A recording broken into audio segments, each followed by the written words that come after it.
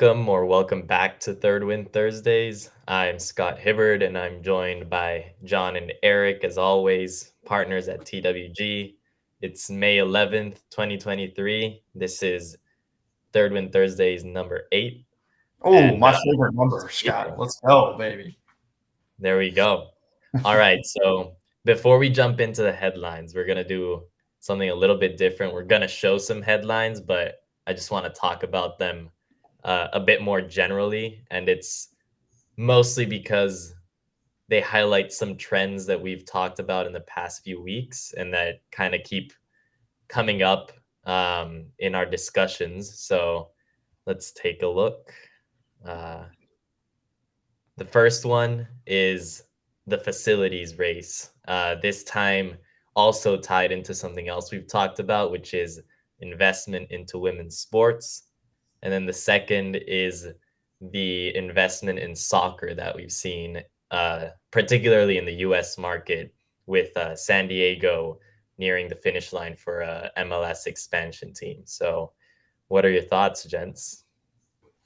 Well, everyone and their mother wants to build a new stadium, Scott. That's my thought. I suppose this all kind of kicked off with Jerry World, right? Way back when the Dallas Cowboys built their massive AT&T stadium, and they built the Star in Frisco, Texas, which is their kind of mecca for Cowboys fans. But yeah, now everybody wants to build their own, SoFi Stadium, which is stadium, world-class stadium plus world-class entertainment and hospitality surrounding it in the vicinity. So they want every franchise basically copies each other when they find a formula, right? And the formula now is if you can get a new stadium, you get the new stadium, and you try and build a basically hub, an entertainment and hospitality hub around it, so that you can engage your fans 365 days a year. That's what I think is happening here. And there's always going to be money, it seems, to build these brand new massive sports facilities. Yeah, if you just listen to Third Win Thursdays, you'd think there's just money flowing everywhere, and there's no type of recession. And like we said last week, it seems like sports and entertainment, construction and infrastructure is slightly recession-proof. So, I mean, you just see, I think this will take the San Diego MLS team, it'll take it to 30 MLS teams. There's an Egyptian investor who's coming in to be a part of the team. And I don't know if you guys know this, but I mean, last time I checked, it's like $300 million to join in, like to buy in to an MLS franchise, which I'm a huge soccer fan, and that seems a little bit outrageous to me. But we'll see. Like, again, someone wants to build into that marketplace. You see, like in baseball, the Padres, you talk about a place that you can go 365 days a year, even in the off season, in such a beautiful city. For them to have a soccer team there, they have the women's team as well. And they're trying to also, like you say, John, copy and paste what a lot of cities are doing and kind of bringing these teams together, the stadiums, the infrastructure all together, and building from there. So we'll see what happens. And for the Aces, it's good to see more investment into the WNBA, like in DC. So the sports and entertainment arena a few years back get built for the Mystics. But again, it's just more and more investments going to keep coming around. More and more teams are going to get specialized areas. Vegas is going to continue to be Vegas and get more and more sports teams until they pass LA. And we'll see where everything falls there, where the cookie crumbles. For all those listening, we're looking at a Sportico article which said the Las Vegas Aces are jumpstarting the WNBA facilities race. And then the second article was from Front Office Sports saying that San Diego is nearing the finish line for an MLS expansion team. So that's the background of what John and Eric just talked about. But since we're on that, let's jump right into the headlines. And this also kind of goes into something we've discussed in the past few weeks as well, and that has had a lot of coverage, which is media rights. So here you go. Love a good media rights deal, Scott. So here's the headline for Front Office Sports. The EFL, Sky Sports reached landmark $1.2 billion rights deal The new deal will run between 2024, 2025, and 2028, 2029 seasons. Under the new agreement, Sky will exclusively show over 1,000 EFL matches, 4 times the number of EFL games it currently offers. So in this, Scott, did they talk at all about if everything was going to be, over the top, right? Just traditional, or was there going to be some streaming in this as well? It's pretty much, so Sky Sports has a streaming service. So anyone who has either cable, which has Sky Sports, is able to access that. And they've had that for the past, 3 years already. So it is included, but it's also generally like cable and the rest. But I assume that honestly, in the next few years, it's probably going to switch over to being mainly a streaming rights deal. And like one of the interesting things here is that the EFL was looking at possibly removing the Saturday blackout for some of their games with their new media rights deal, and Sky Sports wasn't offering that. So there was a discussion that they might take a different path towards who they give their rights to, but it ended up being Sky Sports and then maintaining that Saturday blackout to protect essentially the smaller teams from not having the revenue of supporters and spectators going to support their games live and in person. Yeah, I actually had no clue up until, honestly, I think it was like the start of this season that me in Baltimore, Maryland, I have better access to watch all 10 Premier League games every weekend and the second, third, and fourth division than most people who live in the United Kingdom.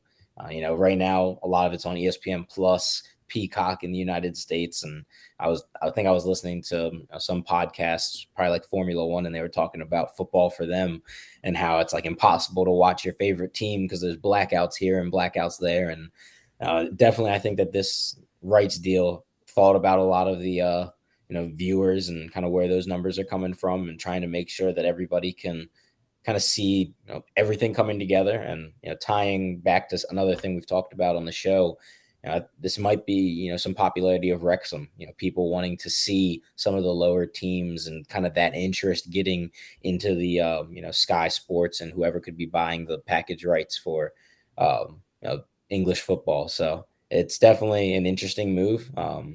But shout out Peacock, I guess, and ESPN Plus for holding it down in the United States. Yeah, my final piece here is that the legacy sports media companies are not going to go down without a fight. And Apple, Amazon, and Google do not have completely unlimited budgets for media rights, right? So I think you're going to see everybody kind of catch up over time in streaming. Maybe Apple, Amazon, Google will be most dominant in terms of like the most premium media rights. But Sky Sports has been doing it for a long time. They've been, presumably doing it well for a long time, even though I don't know what their broadcast is like too much. But yeah, I think the dollar amount doesn't even shock me anymore.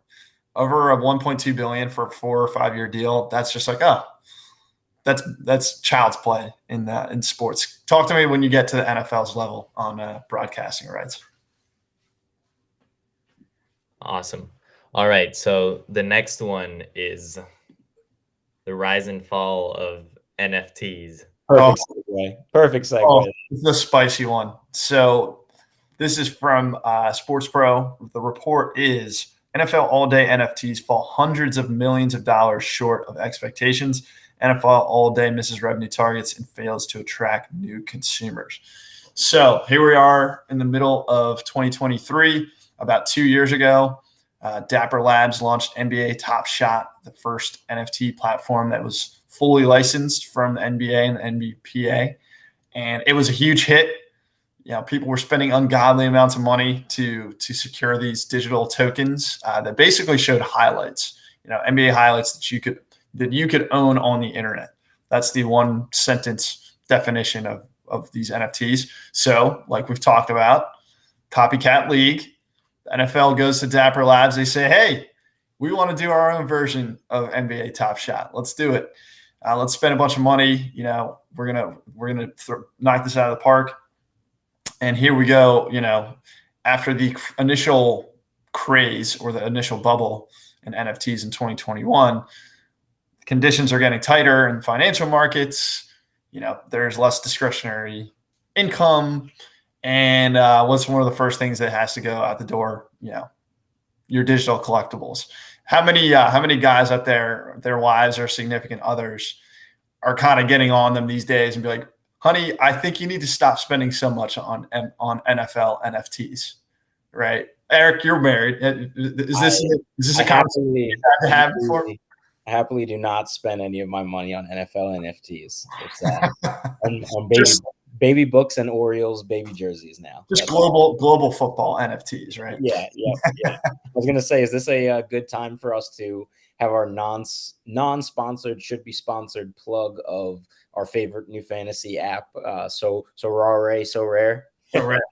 So I think the point is NFTs, Web3 technology, we're probably a bit overhyped, but I think what we just mentioned, this Sorare platform, the reason I think that one's going to succeed more so than one like NFL All Day, where you basically just own this collectible and you probably buy it and look at it for a couple of days and you kind of just forget about it.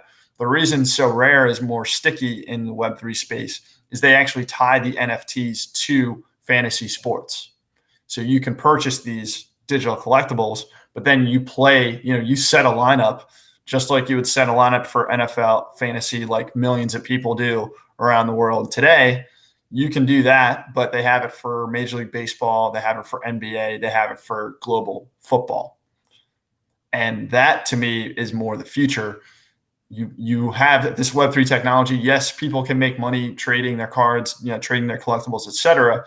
But more so, they stay as monthly active users because they have this game to play, right? Instead of just staring at an image on a screen of their favorite player, it's like, no, my favorite player just hit a home run and I'm getting points and I can actually potentially win something, right? So I think that's where this technology is going, is number one, fantasy sports, and number two, ticketing, right? So we want to talk about actual utility as opposed to just collectibles.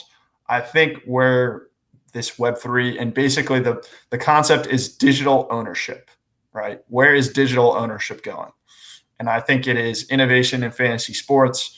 It's innovation in ticketing, in season tickets, et cetera. And unfortunately, there are going to be some projects that really fall flat on their face. That's my opinion. Amen. Where we at, Scott? All right. So back to basics. We're going into draft mode. My favorite kind of mode. And this is very interesting. I don't know how much of a lottery it is when the Blackhawks say they're going into a rebuild and then they get the number. Oh, you got your tinfoil hat on, Scott? Hey, I don't know. Maybe my conspiracy theories are flying on this one, but it's just sad to see the way the Bruins finish their season this year. Gotta make it at Boston Sports, Scott. So with that, I'll hand it over to you guys. All right. So the headline is from ESPN: Blackhawks win the NHL draft lottery, Connor Bedard sweepstakes. So I can start, Eric, because I'm more of a hockey guy, I think, although you may be a bigger hockey guy than I give you credit for. Hockey's the one sport I give to you. So they're calling Connor Bedard like basically the second coming, right? My first comment is, I guess you just have to have your first name Connor to be an absolute, prodigy, because we've now, like, the last prodigy to come through the draft is named Connor McDavid. So we go from Connor McDavid, who is legitimately a generational talent. I just looked up Connor McDavid's numbers this year. He played in every game and he scored over 150 points, which is just insane. Yeah. Like 100 points is MVP level, but this guy went 150. He's putting up numbers basically like you haven't seen since Mario Lemieux or Wayne Gretzky back in the day when he played for the Oilers. So they're saying Connor Bedard is at that level and he's only 17 years old. The Blackhawks had their run of about, I think, 3 or 4 Stanley Cups during the Jonathan Toews, Patrick Kane era. That era is coming to a close. In fact, Patrick Kane just got traded to the Rangers this past trade deadline. But now they hit the reset button with Connor Bedard. And here's the kicker, Eric. Apparently, the Chicago Blackhawks sold $5.2 million worth of season tickets in the first 24 hours after they won the lottery. This is like when Zion Williamson went to New Orleans Pelicans, and they sold millions of dollars in season tickets immediately after the draft lottery. So this just goes to show you what really drives sports, right? When you got a chance at a generational star talent, the tickets are going to get sold, the sponsorships are going to get sold, the suites are going to get sold. You're going to have no problem with your media rights. Like this is a huge moment for the Blackhawks franchise. Yeah. Honestly, I kind of enjoy the lottery of the NBA and the NHL. I kind of enjoy it even more than the draft. Just seeing the GMs and fans get so excited about, like, yes, we were bad enough to get that first pick, or we traded up enough to get that pick. But hey, I'll keep an eye out for this guy, and all I speak is Alex Ovechkin, so can't hear any other names you're saying. It's episode number 8. We had to name drop there you go real quick. The actual goat of hockey. Which, for those of you on LinkedIn, is our poll for not next week, but the following week. So have your say on who's the GOAT, NHL. And now that's it for the headlines. So thank you guys.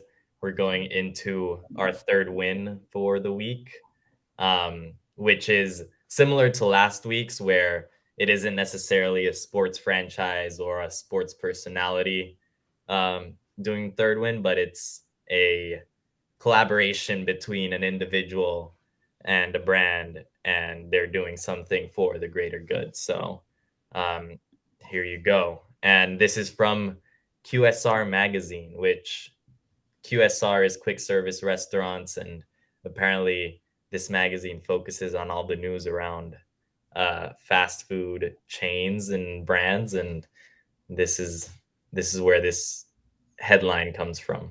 So Scott, I didn't know you had a QSR Magazine subscription. That's something new. Dedication, I'm trying to fine dining and breathing. Forward me some free articles, please. But jokes aside, so the headline here is Sonic Drive-In teaming with Cheryl Lee Ralph to support teachers. Can you give us a little bit more context as well, Scott, on this one? I'm happy to jump in. Go ahead, Eric. Educators.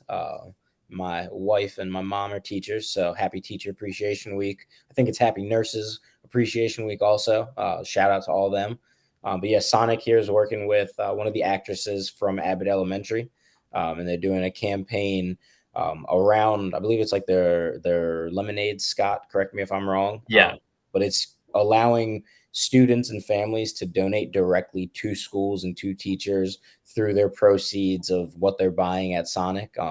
And so you see some of these fundraisers come around, and I think it's, again, a cool idea of ways to get an entertainer and be able to have them do something that fits their field. Cheryl Lee Ralph is comedian, actress. She's been around for a while. For her to be able to use her platform on Abbott Elementary, which is getting a lot of views and a lot of watchers every week, working with Sonic, who's always kind of worked in the schools and worked in kind of youth. And again, it's a good third win case study to show what brands can do, what QSR can do to help amplify the story, and to make sure that Scott reads it on his morning digest.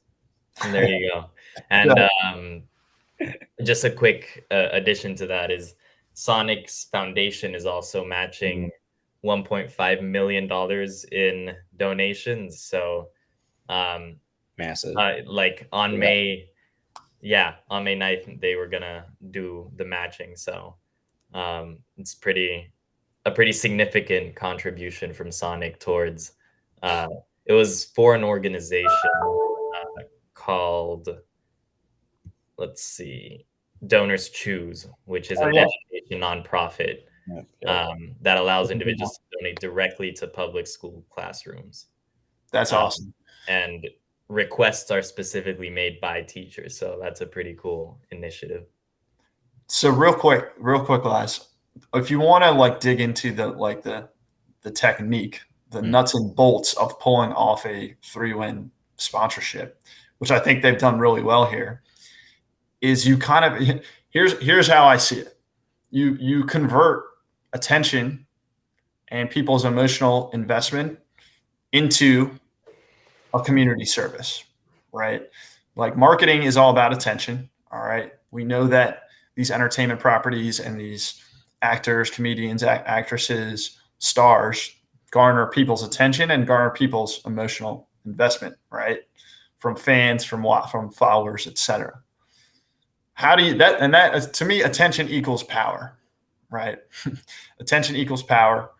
So how do you leverage that for the greater good, right? That's like, to me, if you really want to figure out like what is it at the core of a 3rd win is, all right, we have this power in the form of attention, and attention is really people's time, right? The most important and valuable resource on earth. Let's convert that into something that will lift up others. Boom. And that's it. It's not that complicated. And I think we got a good one this week that shows, a brand like Sonic can take that, can garner that attention, capture that, and contribute to something as important as education, supporting teachers, supporting the community. So Great 3rd win this week. Shout out to all the good folks who made it a possibility.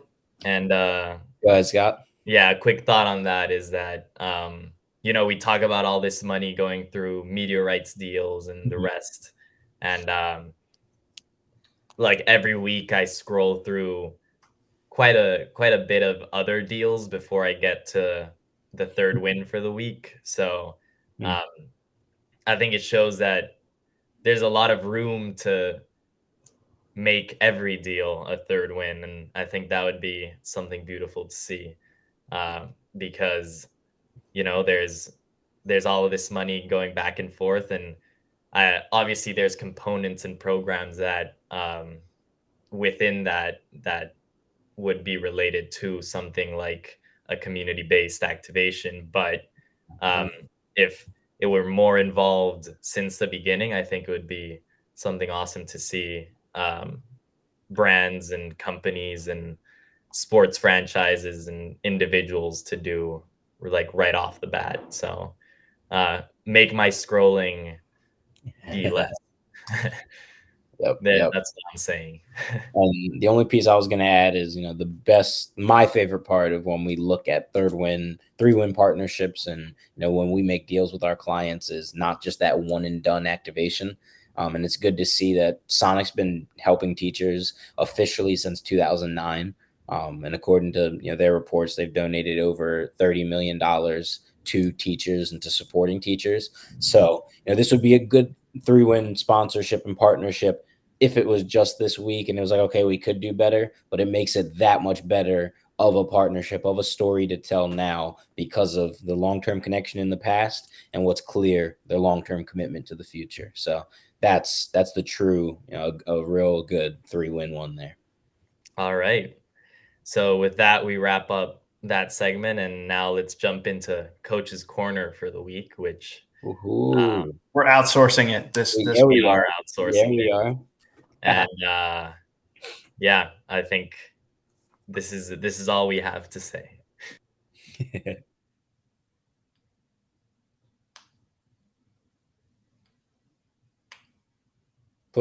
Play it for the people. That's a tweet. It didn't play, Scott. Our showrunner, it didn't play, but it's all right. Everyone, I hope you saw Giannis. We'll drop a comment in there we go, the LinkedIn and in the YouTube comments to see the video. We'll give you a live read. So it was a tweet from Giannis Antetokounmpo. It was just a video where it cut between Giannis's press conference and clips of Kobe Bryant being interviewed, and the topic was failure in the context of sports. And they both, essentially the common thread was there's no such thing as failure in sports. It's steps to success, right? If you fail on a Monday, what can you do on Tuesday to, turn that into a lesson that will move you in the right direction towards success? Now, of course, you have the haters online who are saying, no, you failed. Your coach got fired. You lost to the number 8 seed, Giannis, yada, yada, yada. That just to me is a nice way of comparing and contrasting the champion mindset with the average Joe mindset of no, you should wallow in your failure, right? No, I think Giannis demonstrates the champion mindset of, look, there's a lot of other incredible athletes, incredible players, incredible teams out there. We aren't going to be able to be at our best every single day, every single year, but we can learn from a setback, and we can draw on that to go and be successful in the next season, the next play, the next whatever it is. So some wisdom from both Kobe and Giannis for our Coach's Corner today. Everyone go check out Giannis's tweet for the full the wisdom straight from the horse's mouth. If you want, I can play it, John. What are we thinking? Let's say, hey, send it, Scott. We got time. Come on. Here we go. Quick share of the screen. There's no failure in sports. Seriously, what does failure mean? It doesn't exist. There's good days, bad days. Some days you are able to be successful, some days you're not. Because, if I fail today, I'm going to learn something from that failure, and I'm going to try again on Tuesday. And that's what sports is about. You don't always win. The story continues. So if you fail on Monday, the only way it's a failure on Monday is if you decide to not progress from that. So 50 years from 1971 to 2021 that we didn't win a championship, it was 50 years of failures? No, it was not. It was steps to it. So to me, that's why failure is not existent. It's not a failure, it's steps to success. There's no failure in sport. Beautiful. From two of the greatest champions that we've known in our lifetimes. And that's all there needs to be said.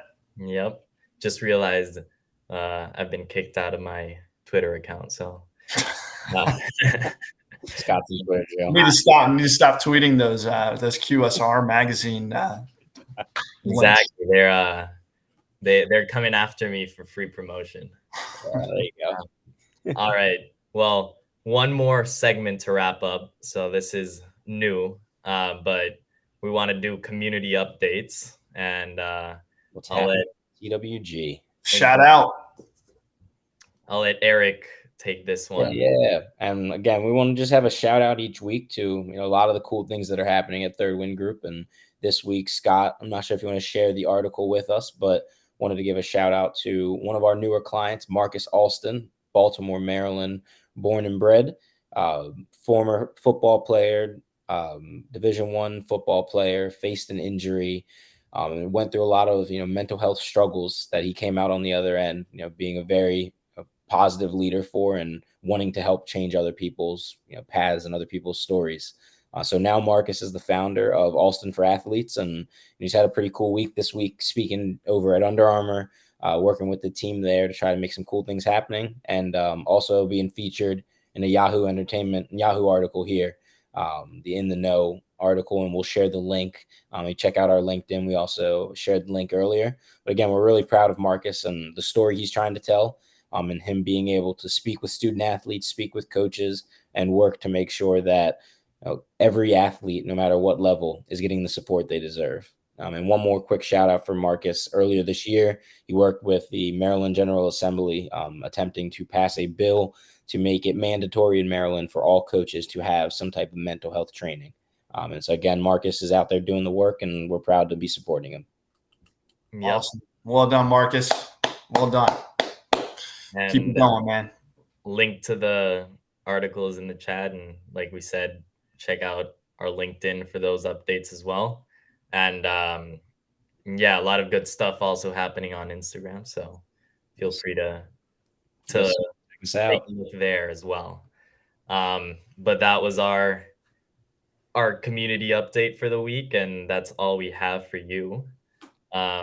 So thank you, gentlemen, as always, for joining me and for all your insights, and we will catch everybody next week. Or Can't not. get insights like these anywhere else, folks. So yes, sir. Exactly. There we go. 9 used to be my soccer number, so we're going to be on for a heater next week. Perfect. So, Eric with the hot takes. There you go. There you go. All right. See everybody next week.